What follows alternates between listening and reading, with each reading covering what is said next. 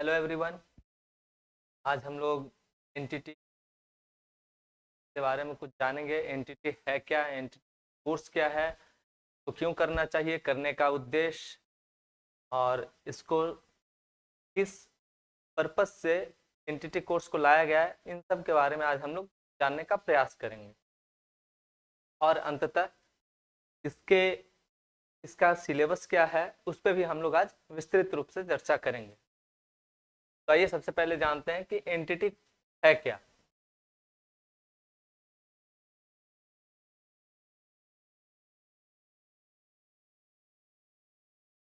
तो एंटिटी, सबसे पहले इसका जो शब्द संक्षेपण है एंटिटी, इसके फुल फॉर्म के बारे में हम लोग जानेंगे। एंटिटी का मतलब होता है nursery teacher training.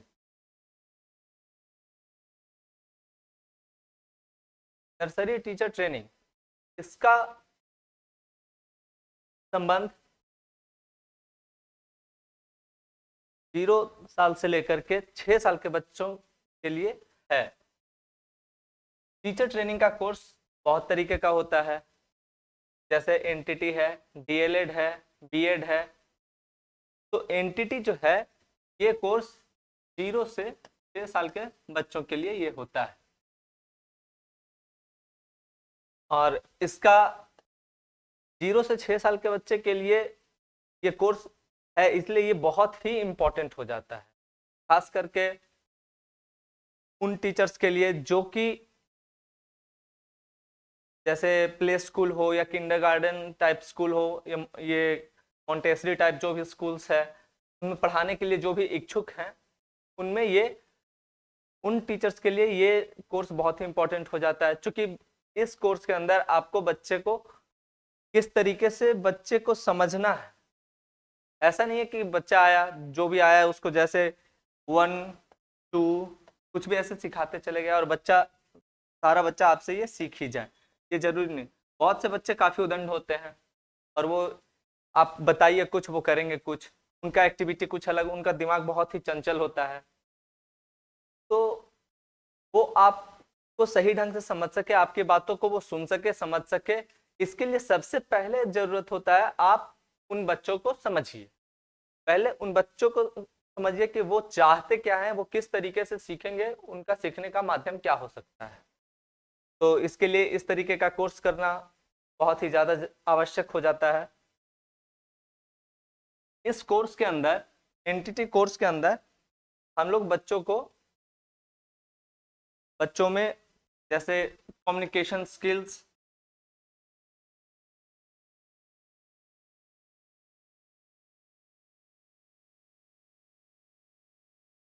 Communication skills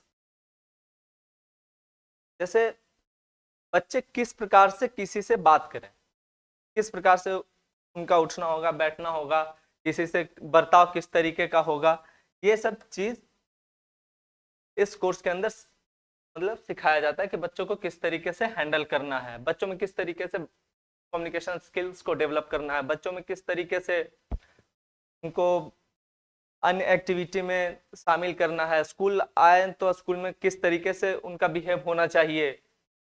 ये सब चीज के बारे में हम लोग नर्सरी टीचर ट्रेनिंग में यानी एनटीटी के कोर्स के दौरान हम लोग को सीखने के लिए मिलता है। एनटीटी कोर्स करने के लिए जो भी ऐसे अभ्यर्थी जो इच्छुक हैं, उनमें कुछ चीजों का होना बहुत ही आवश्यक है। जैसे उनमें पेशेंस, जो भी बहुत ही छोटे जैसे एलकेजी है, यूकेजी है, नर्सरी है या प्ले स्कूल है, इन बच्चों को जो भी टीचर्स हैंडल करते हैं उनमें पेशेंस तो सबसे इंपॉर्टेंट चीज है। उनमें पेशेंस होना चाहिए। ऐसा नहीं कि आप बच्चा एक बार, दो बार, तीन बार कोई भी चीज, किसी भी चीज में गलती कर दिया तो उसकी पिटाई कर दे, नहीं, पीटना तो बिल्कुल नहीं है। बच्चों को एज ए एसेट्स के रूप में हम लोग को मानना है कि जो भी है, अगर वो गलती भी कर रहा है तो गलती को भी संसाधन के रूप में हम लोग को लेना पड़ता है मतलब वो गलत भी किया तो उसको पॉजिटिव सेंस में लेना कि अच्छा चलो ये अच्छी बात है कि ये गलती कर रहा है, तो ये गलती कर रहा है किस तरीके से वो फिर वो सही रास्ते पे आएगा, ये आपको सोचना है और बच्चे को सही रास्ते पे लाना है। ये नहीं कि हाँ उसको पनिश कर देना है कि हम तुमको 2 बार बता चुके हैं, 3 बार बता चुके हैं, उसके बावजूद भी गलती कर रहे हो, तो ऐसा कभी नहीं होना चाहिए। क्योंकि गवर्नमेंट का एकदम क्लियर गाइड ये इंस्ट्रक्शन है कि आप बच्चे की पिटाई नहीं कर सकते, आप बच्चे को पनिश नहीं कर सकते या उसको किसी भी तरीके से डांट नहीं सकते, है ना। तो बच्चे को मोटिवेट किए रहना है और उनको बहुत ही पेशेंसफुली हैंडल करना है। यानी कि टीचर्स में जो चाहिए वो सबसे पहला चीज है वो क्या है, patience. Second, energetic, energy and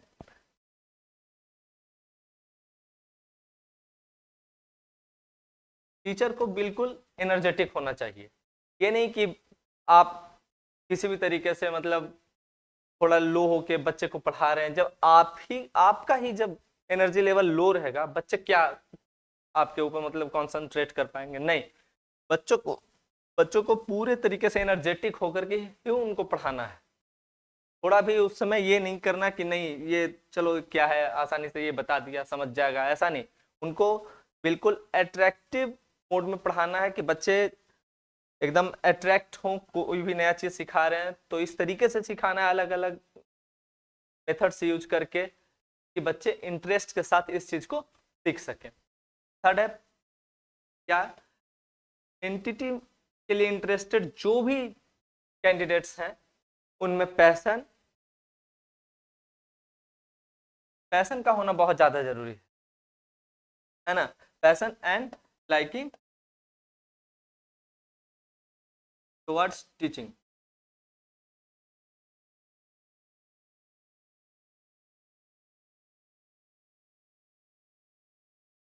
तो थर्ड जो पॉइंट है, ऐसे जो भी एंटिटी के लिए कैंडिडेट्स हैं उनमें पैशन मतलब एजुकेशन टीचिंग के लिए उनमें पैशन होना चाहिए कि हाँ वो एकदम उनका पैशन है कि हाँ हमें टीचिंग ही करना है, हमें बच्चों को पढ़ाना ही है। वैसे वैसे कैंडिडेट्स के लिए कि इस टाइप का कोर्स सबसे उपयुक्त माना गया है। फोर्थ है फोर्थ है I for I I detail. I detail इसमें क्या है कि बच्चों से बच, हर बार ये जरूरी नहीं कि हम बच्चे को कुछ लिख के बताएं, उनको कुछ ऐसा बुक से ही करके दिखाएं, नहीं। कई बार ऐसा होता है कि बच्चों को आंखों से, इशारों से या अपने कुछ एक्टिविटीज से भी उनको सिखाया जाता है। हम कुछ ऐसा करें कि बच्चे वो देख के सीखें, है ना। हमारे माध्यम से हम भी मतलब टीचर को भी खुद एक एसेट्स बनना पड़ता है कि आप भी वो बच्चे को सीखने का एक जरिया, तो वो करना पड़ेगा। फिफ्थ क्या है, ऐसे भी कहा जाता है कि टीचर्स को देख के बच्चे सीखते हैं, टीचर्स जिनके अच्छे होते हैं वो बच्चे उनके एक्टिविटी से काफी कुछ ये करते हैं, है ना। तो से खास करके जो छोटे बच्चे होते हैं वो किसी भी चीज को बहुत तेजी से पकड़ लेते हैं। अगर आप जैसे छोटे छोटे बच्चों को देखो, अगर आप किसी भी चीज को अगर जैसे कुल्ला ही आप करते हो, मुंह में पानी लेने के बाद जब कुल्ला फेंकते हैं बच्चे, अगर 1-2 बार अगर इस चीज को देख ले, नोटिस कर ले, तो फिर वो उसको उसी के साथ वो खेलने लगते हैं, बार बार ग्लास से वो पानी लेंगे और फेंकेंगे। तो वो क्या है ना कि किसी भी का भी जो भी आसपास इन्वायरमेंट में उनके आसपास जो भी लोग होते हैं उनसे जुड़े जो भी एक्टिविटीज है उनको बहुत तेजी से कैच कर लेते हैं। ऐसे भी 0 से 6 साल के जो बच्चे होते हैं, माना जाता है कि 80 to 90%, 80-90% इनका ब्रेन डेवलप हो गया होता है। इसके बाद मात्र 10-15% ही डेवलपमेंट होना बाकी होता है, बाकी 80 to 90% वो डेवलप हो चुके होते हैं ऑलरेडी। तो और सबसे ज्यादा बच्चे जो है बुक से या ये आपके सिखाने पढ़ाने लिखाने ये सबसे ज्यादा क्या है ना कि वो आसपास के इन्वायरमेंट से ही बच्चा ज्यादा कोई भी चीज का अधिग्रहण करता है। और सबसे लास्ट क्या है, फ्रेंडली एटीट्यूड। फ्रेंडली एटीट्यूड ये आप में होना बहुत ही ज्यादा जरूरी, क्योंकि बच्चे आपसे तभी सही से अटैच हो पाएंगे जब आप बच्चों के साथ फ्रेंडली हो पाओगे, मतलब बच्चे आपके साथ कंफर्टेबल फील करें। बच्चे कभी भी ऐसा नहीं है कि हाँ देखे आपको और बोले कि भाई टीचर आ गए छिप जाओ भाग जाओ, ये मतलब उनमें डर जैसा नहीं होना चाहिए। आपको देख के बच्चे उछलने लगे क्या, अरे मेरे टीचर्स आ गए, मतलब वो एज ए बिल्कुल एकदम फ्रेंड की तरह उनके साथ बिहेव होना चाहिए, ताकि बच्चे आसानी से आपके साथ अटैच हो सके। चलिए ये तो था कि हम लोग को एंटिटी टीचर्स ट्रेनिंग मतलब क्यों करना चाहिए, कैसे करना चाहिए, उसका क्या इम्पोर्टेंस है ना, और आप लोगों में क्या क्वालिटीज होनी चाहिए, है ना। अब हम लोग डिस्कस करेंगे एंटिटी के सिलेबस के बारे में, है ना। तो सिलेबस फॉर एन, अब एंटिटी जिनको भी करना है, नर्सरी टीचर ट्रेनिंग का कोर्स जिन्हें भी करना है, तो उनके लिए ये बहुत ज़्यादा जरूरी हो जाता है कि उनको पता हो कि हाँ भाई हमारा सिलेबस क्या है, क्या पढ़ना है, और क्या हम लोगों को कोर्स के दौरान सीखना है, ये सब चीज़ों की जानकारी होनी चाहिए। तो सिलेबस में क्या है कि सब इसमें थ्योरी जो होता है, थ्योरी 700 मार्क्स का, और प्रैक्टिकल 500।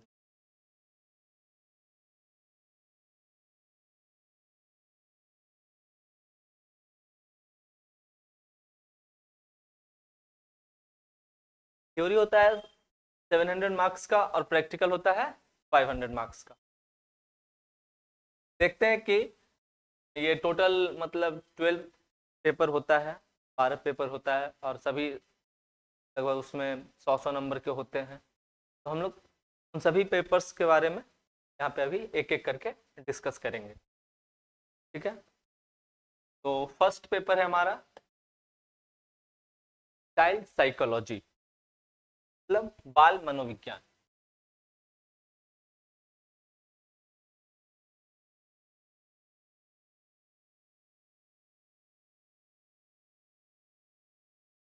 चाइल्ड साइकोलॉजी को हिंदी में बाल मनो,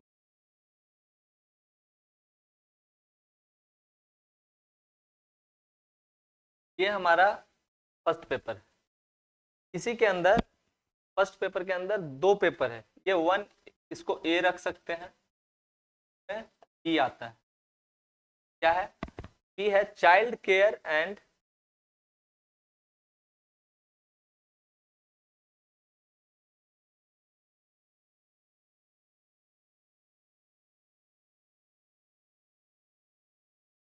child care and health, child care and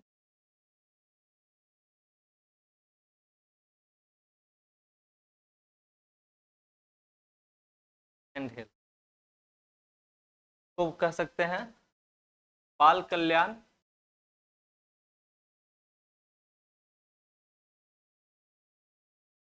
बाल कल्याण एवं स्वास्थ्य।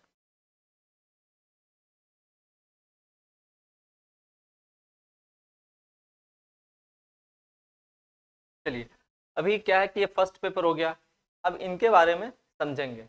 ये भी 100 ये भी 100 मार्क्स का होता है, ये भी 100 मार्क्स का होता है, ठीक है। तो चाइल्ड साइकोलॉजी बाल मनोविज्ञान, अब जो लोग नॉर्मल मैट्रिक इंटर करके आए होंगे, उनका सब्जेक्ट मान लीजिए आर्ट्स या साइंस में कुछ ऐसा है कि वो साइकोलॉजी नहीं पढ़े, तो ये जो फैक्ट है बाल मनोविज्ञान, इसको समझने में थोड़ी उन लोगों को परेशानी हो सकती है, लेकिन कोई बात नहीं, हम इसको बिल्कुल आसान एवं सरल भाषा में आप लोगों को समझाने का प्रयास करते हैं। उम्मीद है आप लोग थोड़ा पेशेंस रख के ध्यान से को समझने का प्रयास करिएगा।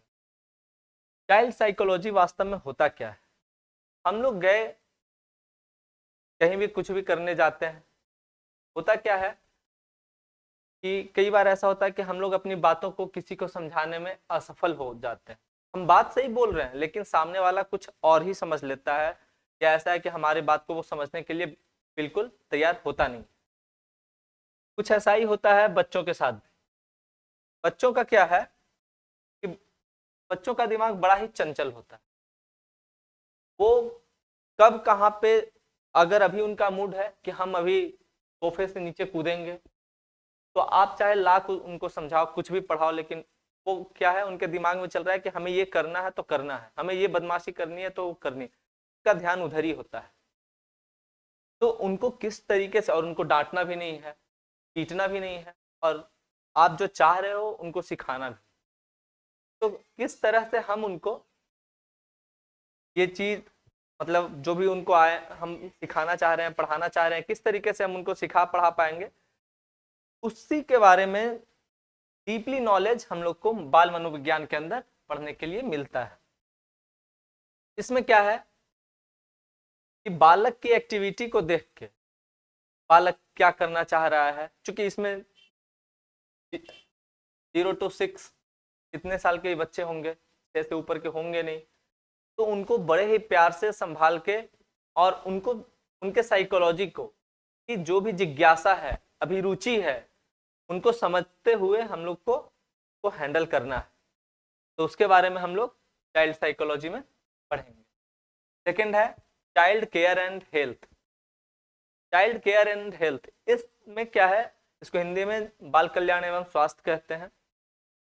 तो इसमें हम लोग बच्चों को good habits and bad habits के बारे में बताएंगे। हम लोग सीखेंगे कि बच्चों को किस तरीके से, अगर मान लीजिए कोई भी ऐसा एक्टिविटी है जो उसके लिए सही नहीं है, वो कर रहा है, तो उसको किस तरीके से प्रेरित करें कि वो उन हैबिट्स को छोड़ के कुछ अच्छे हैबिट्स सीखें। जैसे कई बार ऐसा होता है कि बच्चे, आपके आसपास के बच्चे हैं, आप बैठे हैं कहीं पे, आया उधर से सीधा आपको, तब कोई भी ऐसे गेस्ट आए या कोई भी ऐसे बैठे हैं, आता है सीधा मार के चला जाता है, या ऐसा है कि हमेशा वो अपना नाखून चबाते रहना, या गंदे हाथों से भी कोई भी चीज उठा के खा लेना। तो इन सब चीजों को सही ढंग से उनको कब खाना चाहिए, कब क्या करना चाहिए, जो गेस्ट आए उनसे कैसा बिहेव होना चाहिए, है ना, नाखून नेल बाइटिंग नहीं होना चाहिए, इन सब चीजों के बारे में उनको सिखाने के लिए, तो कैसे उनको इन सब बुरी आदतों को छोड़ के सही आदतों को सिखाना है, इसके बारे में हम लोग चाइल्ड केयर एंड हेल्थ वाले टॉपिक्स में, ये जो होगा सेकंड पेपर, ये 1B का पेपर, इसमें हम लोग उनके डेली के हैबिट्स के बारे में हम लोग सीखेंगे। सेकंड क्या है, ऐसे हम लोग 1A और B करके देख रहे हैं, लेकिन ऐसा है कि रेगुलर ही हम लोग रखते हैं पेपर 1 2 3 डायरेक्ट, है ना, तो B को हटा देते हैं, और तो हम लोग अभी फिलहाल पेपर 2 ही मान के चलते हैं। ये पेपर 2 है, क्या है कि सीधा सीधा कैलकुलेशन करने में आसानी हो जाएगा कि 700 कौन है, 500 क्या है मार्क्स। तो पेपर थर्ड पेपर है सोशोलॉजी एंड गाइडेंस।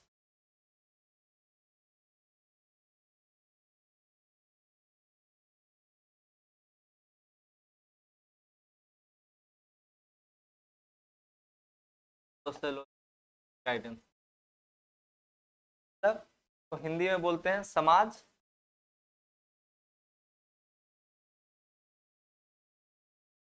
शास्त्र, शास्त्र एवं निर्देशन।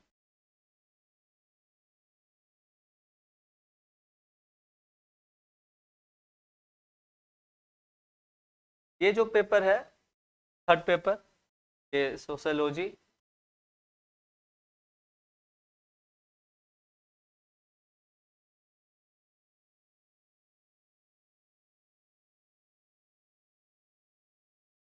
Sociology guidance.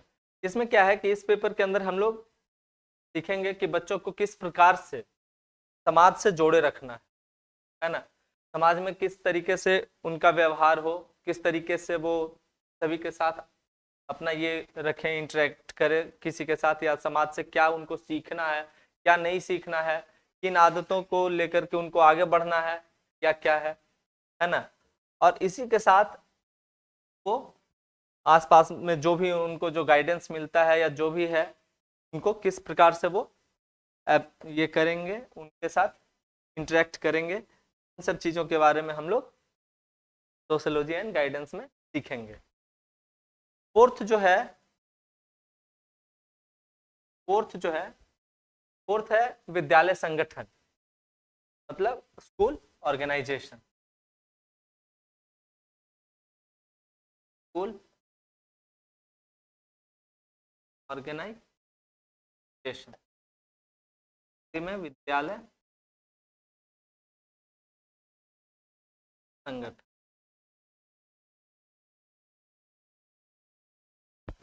कहा जाता है वैसे तो कि बच्चों का जो सबसे पहला स्कूल होता है वो घर पे ही, यानी माता पिता ही उनके लिए सब कुछ होते हैं, या पहला टीचर बोलिए या पहला जो भी स्कूल बोलिए, वो सब घर है और उनके माता पिता है। लेकिन जैसे ही बच्चे, छोटे बच्चे जो आजकल जो होते हैं, घर से जैसे ही निकलते तो सबसे पहले उनको क्या है, प्ले स्कूल में या किंडर गार्डन टाइप स्कूल्स होता है जो भी है ना, उसमें उन लोगों को भेजा जाता है। तो बच्चों में इस चीज का ज्ञान होना बहुत ज्यादा जरूरी हो जाता है कि बच्चे स्कूल में किस तरीके से रहें, तो कैसे स्कूल जाना है, वहाँ किस तरीके से बैठना है, टीचर्स से कैसे बिहेव करना है, अपने जो कलीग से साथी हैं उनके साथ कैसे बातचीत करना है, उनके साथ कैसे कम्युनिकेट करना है, ये सब चीज की शिक्षा एनटीटी के अंदर उन लोग को दी जाती है। और ये कैसे उनको सिखाया जाए कि आप कैसे समाज में उठोगे बैठोगे, या विद्यालय में किस प्रकार से आपको रहना है, इस चीज का ट्रेनिंग मतलब ये एनटीटी के अंदर पेपर 4 में हम लोग को पढ़ने के लिए मिलेगी। पेपर 5 है शिक्षा मनोविज्ञान। इंग्लिश में इसको बोलते हैं एजुकेशन साइकोलॉजी।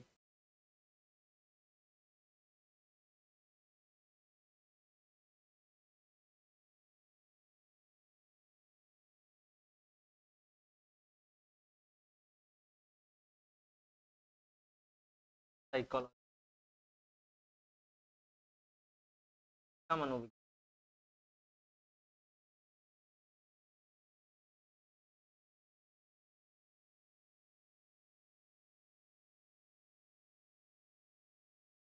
ये जो पेपर है ये मेनली एंटिटी कैंडिडेट्स के लिए, कि आप एजुकेशन के साइकोलॉजी को किस तरीके से समझते हो और किस तरीके से बच्चों को आप अपने समझे गए, अपने द्वारा आप जो भी समझे साइकोलॉजी, आपका जो भी साइकोलॉजी है, और ट्रेनिंग के दौरान एजुकेशन के लिए आप जो भी आपको साइकोलॉजी जो सिखाया गया या आपने जो सीखा उसको बच्चे तक किस तरीके से पहुंचाते हो, उसकी जानकारी इसमें एजुकेशन साइकोलॉजी में दी जाती है।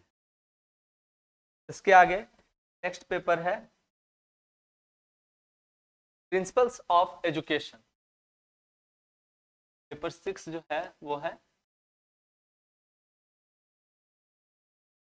प्रिंसिपल्स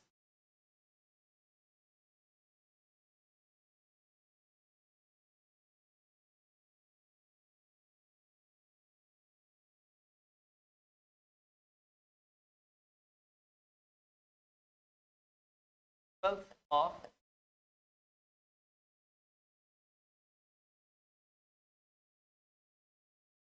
मतलब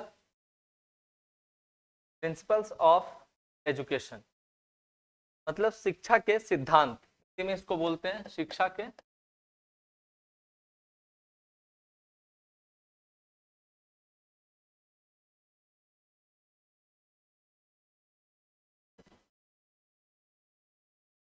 ये जो 6th पेपर है इसमें हम लोग सीखेंगे, आप लोग को ये सिखाया जाएगा कि एजुकेशन एजुकेशन तो आजकल हर कोई ये ले रहा है, जो भी बच्चा पढ़ने के लिए जाता है तो कुछ ना कुछ तो सिखाया ही जाता है। लेकिन इसमें आप लोगों को ये चीज बताया जाएगा कि शिक्षा के सिद्धांत वास्तव में है क्या, प्रिंसिपल्स क्या है। एजुकेशन तो हम लोग ले रहे हैं लेकिन उन एजुकेशंस का वास्तव में क्या रोल होना चाहिए हमारे लिए, हमारे परिवार के लिए, हमारे समाज के लिए, है ना, हमारे देश के लिए, उन एजुकेशंस का क्या वास्तव में उचित क्या उपयोग होना चाहिए, उनके क्या प्रिंसिपल, आखिर किस प्रिंसिपल्स के ऊपर हम लोग को एजुकेशन ये लेना चाहिए, उसके बारे में हम लोग पढ़ेंगे 6th पेपर में।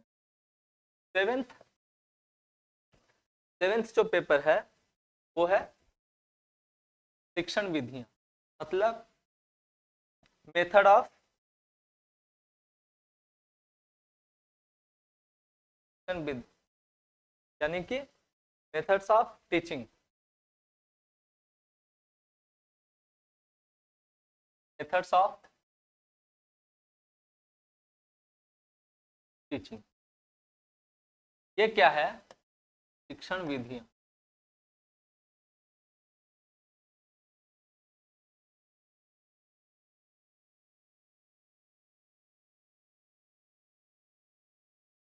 इसमें क्या है कि चलिए ठीक है, आप लोगों को ट्रेनिंग दी जा रही है, बाल मनोविज्ञान के बारे में आप लोगों ने जान लिया, बाल कल्याण एवं स्वास्थ्य के बारे में आप लोगों ने जान लिया, समाज शास्त्र निर्देशन समझ लिया, लेकिन आखिर बच्चों को कहा गया है कि पीटना भी नहीं है, पनिश भी नहीं करना है, डांटना भी नहीं है, और फिर भी उन लोगों को, बच्चों को आपको अपनी बात समझानी, उनको नए नए तौर तरीके सिखाने, बात करने का तरीका, उठने का तरीका, बैठने का तरीका, है ना।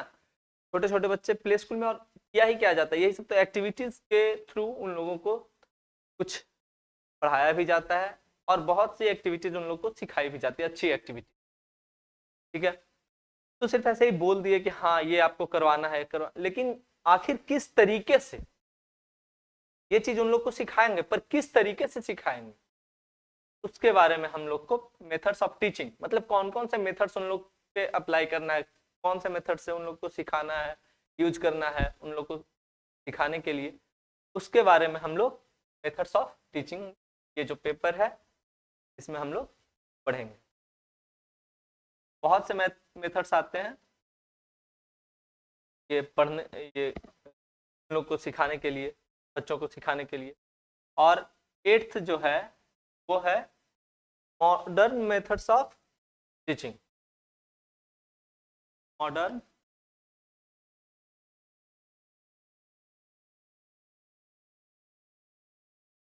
टीचिंग,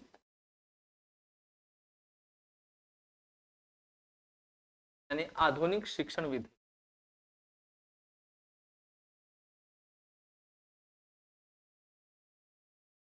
आधुनिक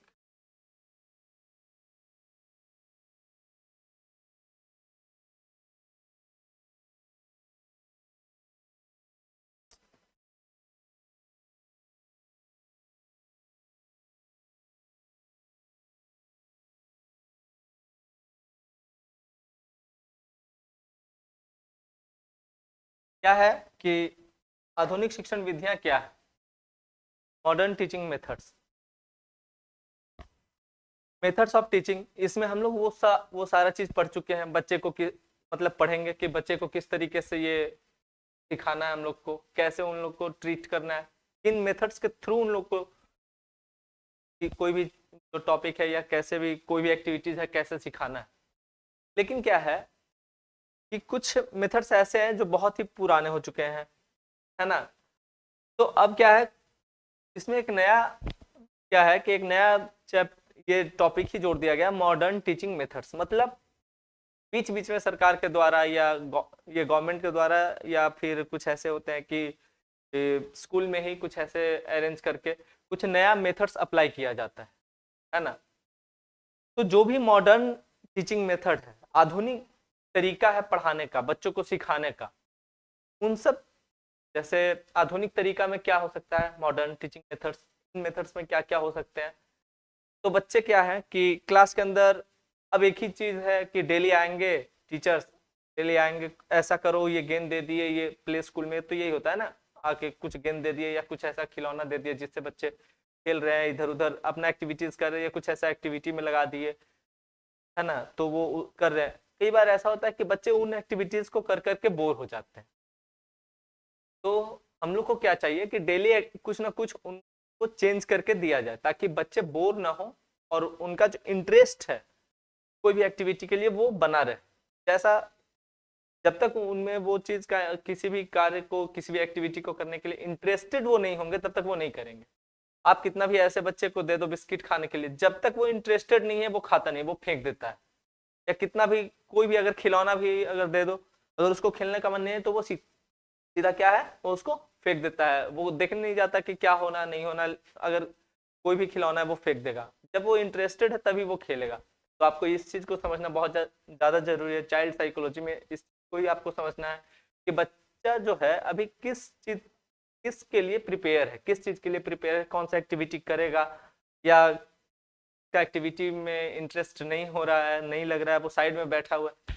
तो इस सिचुएशन में क्या है, मॉडर्न टीचिंग मेथड्स का हम लोग यूज करते हैं। जैसे उस समय बच्चे को किसी ऐसे क्लास में ले गए जहाँ प्रोजेक्टर है या स्मार्ट स्मार्ट क्लास है वो, और वहां ले जाके कुछ ऐसे कार्टून टाइप या कुछ ऐसा उन लोग को दिखाया जाए, और वो ऑडियो ऑडियो विजुअल मेथड्स उनको बोला जाता है। और उन मेथड्स के से भी बच्चे काफी कुछ सीखते हैं। जैसे टीवी में जो भी बच्चे देखते हैं, कार्टून देखा या कुछ ऐसा सुपर हीरो का कुछ देख लेता है, तो क्या है जब सारा दिन उसी का ये करता रहता है कि मैं निंजा हूँ, मैं ये हूँ, मैं वो हूँ। पहले बच्चे जैसे शक्तिमान वगैरह देखते थे तो सारा दिन उनका यही खेल होता था कि मैं शक्तिमान हूँ। तो ये क्या है, मॉडर्न टीचिंग मेथड। अभी क्या है, स्कूल में इन मेथड्स का यूज किया जाता है बच्चों को नई नई चीजों को सिखाने के लिए। तो थ्योरी में यही इतना ही रहता है। इसके बाद जो भी टॉपिक्स हम आपको बताने जा रहे हैं वो मान के चलिए कि प्रैक्टिकल में है ना। तो सबसे पहले उनमें है लेसन प्लान। लेसन, अब ये जो है ये आपके लिए, ये सब लेसन प्लान अर्थात पाठ योजना। पाठ योजना ये क्या है कि आप लोग को टीचिंग के दौरान या ये कोर्स, स्पेशली जब आप एनटीटी का जब कोर्स कर रहे होंगे तब आप लोग को इस चीज के बारे में बताया जाएगा कि लेसन प्लान करना क्यों जरूरी है और इसका क्या मतलब। अगर बोले तो लेसन प्लान बहुत ही इंपॉर्टेंट रोल रखता है किसी भी लेवल के टीचिंग में, चाहे आप वो छोटे बच्चे को पढ़ा रहे हो या फिर आप 11 12 या ग्रेजुएशन किसी भी क्लास के बच्चे को अगर आप पढ़ाने जा रहे हो तो लेसन प्लान का अपना ही स्थान है। ये क्या है, कोई भी अगर हम काम करने जा रहे हैं और गए ऐसे ही, सपोज आप खेलने जा रहे हो या आप एग्जाम में जा रहे हो, तो आपका उसमें एक प्लानिंग होता है। या कोई भी ऐसा नया काम करने जा रहे हो उसमें एक प्लानिंग होता है कि आज इस तरीके से करेंगे इस काम को तो ये सही ढंग से हो पाएगा। जैसे आप लोग सभी लोग उम्मीद है क्रिकेट देखते होंगे या फुटबॉल, हॉकी, बहुत सा ऐसा गेम है जो आजकल प्रचलित है। उनमें भी क्या है कि टीम का अपना ही एक प्लान होता है। प्लान के बिना कोई कुछ नहीं करता। सबका एक प्लान होता है कि कब कौन सा प्लेयर जाएगा, उसका क्या रोल है, हर किसी का रोल वहां पे ये होता है, डिफाइन होता है, और वो उसी प्लान के अकॉर्डिंग पूरी टीम वहां पे ये खेलती है। ठीक वैसे ही हम लोग टीचिंग में भी अपना लेसन प्लान करके ही जाते हैं। हम लोग का अपना लेसन का एक प्लानिंग होता है कि आज बच्चे को इस लेसन से कौन सा टॉपिक पढ़ाना है। या आप लोग का क्या है कि नर्सरी के बच्चे हैं, अब उनमें क्या है कि आज बच्चों को कौन सा चीज सिखाना है और कैसे सिखाना है, ये बहुत इंपॉर्टेंट है। तो हम जो एक्टिविटी उनको करवाने वाले हैं उस एक्टिविटी की तरफ बच्चे को किस तरीके से अट्रैक्ट करें कि बच्चे वो एक्टिविटी करने के लिए खुशी खुशी राजी हो जाए, है ना। तो उसके लिए हम लोग को प्लानिंग करना बहुत ज़्यादा जरूरी होता है। तो ये लेसन प्लान हर किसी के लिए इम्पोर्टेंट है और उम्मीद करते हैं कि आप लोग भी जब ये कोर्स जब आगे बढ़ेगा तो लेसन प्लान में आप लोग समझ सकिएगा कि हाँ, समझ पाइएगा अच्छे से कि लेसन प्लान का टीचिंग में कितना बड़ा रोल है। नेक्स्ट है लेसन प्लान के बाद क्या है कि शिक्षक, ये लेसन प्लान ये तो आ जाता है प्रैक्टिकल में, ये भी लगभग 100 नंबर या 100 नंबर का ही होता है। फिर है पूर्व प्राथमिक शिक्षा, यानी कि प्री प्राइमरी एजुकेशन।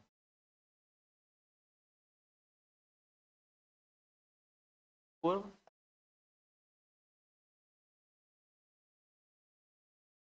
प्राथमिक शिक्षा। इसमें क्या है कि इसमें आप लोग ये भी एक, इसमें क्या है कि आप लोग को ये बताया जाएगा यहाँ जो भी प्री प्राइमरी जो बच्चे हैं, चिल्ड्रेन हैं, उनमें किस तरीके से उनको एजुकेट किया जाए, उनको किस तरीके से एजुकेशन दिया जाए, है ना। क्योंकि बच्चों में उस समय कुछ ये होता नहीं है, बहुत समझदार होते नहीं हैं, बड़ा ही दंड टाइप होते हैं, तो उनको किस तरीके से ये एजुकेशन दिया जाए वो आपको कुछ प्रैक्टिकल के माध्यम से आपको करके वहां पे बताया जाता है। फिर है बाल गीत समूह, तब पहले लिख रहे हैं तो इसको बोल सकते हैं ग्रुप सॉन्ग,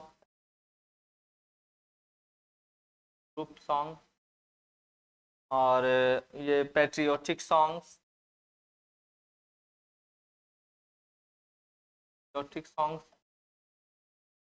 इस तरीके की बहुत सी गतिविधियां हैं, में इसको बाल गीत समूह कह सकते,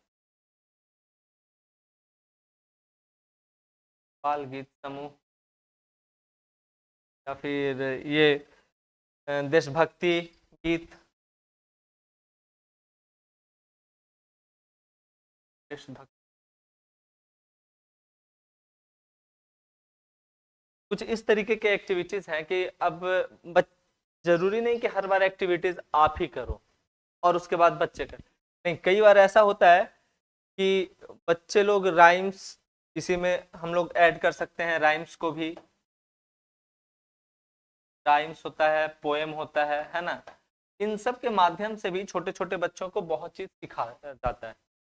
तो ये क्या है कि ये आप लोग को ये पढ़ाया नहीं जा सकता, ये थ्योरी में नहीं पढ़ाया जा सकता कि पेट्रियोटिक सॉन्ग है तो आपको थ्योरी में पढ़ा दें कि हाँ ये 10 देशभक्ति गीत है, आप इसको पढ़ लो, वो पढ़ा नहीं जा सकता, है ना। उनको किस तरीके से, ये सब ना क्या है कि एक्टिविटीज है, तो किस तरीके से ये सब एक्टिविटीज बच्चों को करवानी है, इसके बारे में क्या है कि हम लोग ये एक्टिविटी करके ही सीख सकते हैं, यानी प्रैक्टिकल माध्यम से ही हम लोग ये सब चीज सीख सकते हैं। ठीक है, और लास्ट है, इसमें क्या है कि बच्चों को थोड़ा सा ये राइम्स है या पोएम्स है, इन सब के माध्यम से बच्चों को बहुत सी चीजें सिखाई जा सकती है ना। और बच्चों में देशभक्ति की भावना जो है वो भी लोग में भरा जा सकता है गीत के माध्यम से, या उन लोग का एक ग्रुप बना दीजिए और ग्रुप में ये करने के लिए कि हाँ आप ऐसा करो, हमारा देश, थोड़ा सा देश के बारे में उन लोग को नॉलेज दीजिए, कंट्री क्या है, हमारा कंट्री का नाम क्या है, हम लोग को किस तरीके से अपने देश का मतलब ये रक्षा करना चाहिए, हम लोग किस तरीके से हम लोग को अपने देश के बारे में सोचना चाहिए, है ना, फ्यूचर में क्या करेंगे देश के लिए, ये सब चीज़ों के बारे में लोग को एक्टिविटी के माध्यम से सिखाया जाता है। लास्ट है working with parents and community,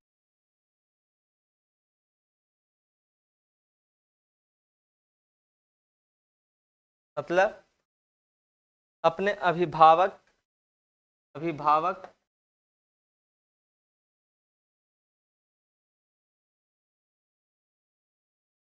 भावक और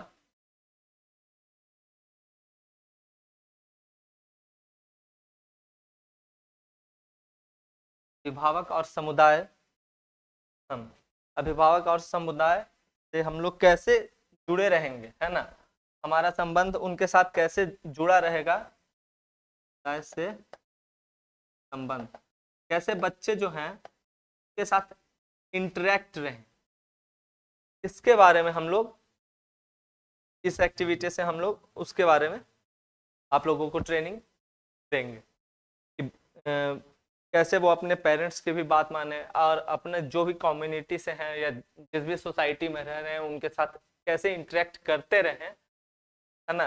तो इसके बारे में वो जानकारी या किस तरीके से वो करेंगे, इस तरीके का जो भी उनको नॉलेज है वो इन एक्टिविटीज के माध्यम से आप लोग उनको सिखाएंगे और इसका प्रैक्टिकल आप लोग इसमें करिएगा। ठीक है, आप लोग को ये चीज सिखाया जाएगा। तो ये था कि हम लोग को एंटिटी का कोर्स, जैसे आ जाते हैं फर्स्ट पेज पे, हम लोग को एंटिटी का जो कोर्स था, एंटिटी का कोर्स किस लिए करना चाहिए, एंटिटी के कोर्स का क्या मेन उद्देश्य है और ये क्यों जरूरी है ना। तो वो सबसे पहले आप लोग को उसकी जानकारी दी गई। और इसमें इंटरेस्टेड जो भी आप लोग जो भी स्टूडेंट्स हैं जो ये कोर्स करने के लिए इंटरेस्टेड हैं, उनमें किस तरीके का पोटेंशियल होना जरूरी है उसका डिस्कशन हम लोग किए। फिर क्या है, सेकंड में हम लोग ये एंटिटी के से जो भी रिलेटेड सिलेबस था, पहले थ्योरी 700 मार्क्स और उसके बाद ये क्या है प्रैक्टिकल 500 मार्क्स, है ना। टोटल 1200 मार्क्स का ये जो पेपर होता है, का सिलेबस फॉर एंटिटी, ये फर्स्ट ईयर के लिए। ये क्या है, ये फर्स्ट ईयर का ये होता है सिलेबस के बारे में हम लोग आज पूरी जानकारी। थैंक यू, उम्मीद करते हैं कि आप लोग को ठीक से समझ में आया हो।